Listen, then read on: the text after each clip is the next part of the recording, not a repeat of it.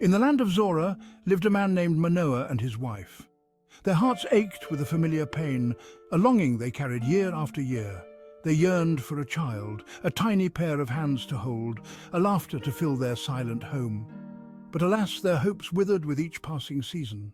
The woman remained barren, her womb a desolate land where no life blossomed. Their sorrow ran deep, a constant shadow in their lives.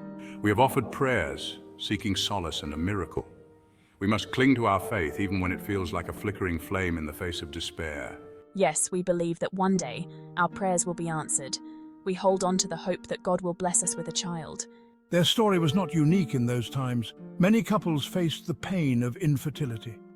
It was a heavy burden to bear, a constant reminder of an unfulfilled dream. Yet Manoah and his wife refused to surrender to despair. They continued to pray, their faith a beacon of hope in the darkness. One day, as the sun bathed the fields in its golden light, Manoah's wife sat alone, lost in her thoughts. A sudden rustling broke the silence. A figure of dazzling light materialized before her. The woman gasped, her heart pounding in her chest. It was an angel, a messenger from the divine. Fear and awe washed over her. She had heard tales of angels, beings of pure light and power. But to witness one with her own eyes was an experience that defied words. Do not be afraid, you are blessed, for you shall conceive and bear a son. The woman's heart leaped. Could this be true? Could her prayers finally be answered? This child will be no ordinary man. He will be set apart for God, a Nazirite from birth. The angel's words echoed in her ears, each syllable imbued with profound significance. A son.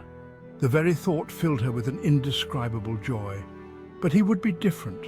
A Nazirite, dedicated to God from his very first breath. He would be forbidden from cutting his hair, a symbol of his devotion and strength. He would abstain from strong drink and remain pure, untouched by worldly indulgences. The weight of this responsibility settled upon her. She realized that this was not just a blessing, but a sacred duty bestowed upon her. This child, her son, would be a champion of God, a beacon of hope for his people. You must abstain from anything unclean during your pregnancy. No fermented drinks, no grapes or raisins, no contact with the dead. Your son will be raised under the same strict code, his life a testament to his sacred calling. The woman's heart swelled with a mix of trepidation and anticipation. This was a path fraught with challenges, yet illuminated by divine purpose.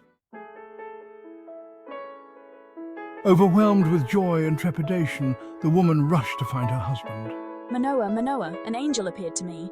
He said that I will bear a son, a Nazirite dedicated to God. Manoah listened, his heart pounding with a mixture of disbelief and hope. Could this be true? Was their long wait finally over? Doubt crept into his mind. He needed reassurance, a confirmation from God himself.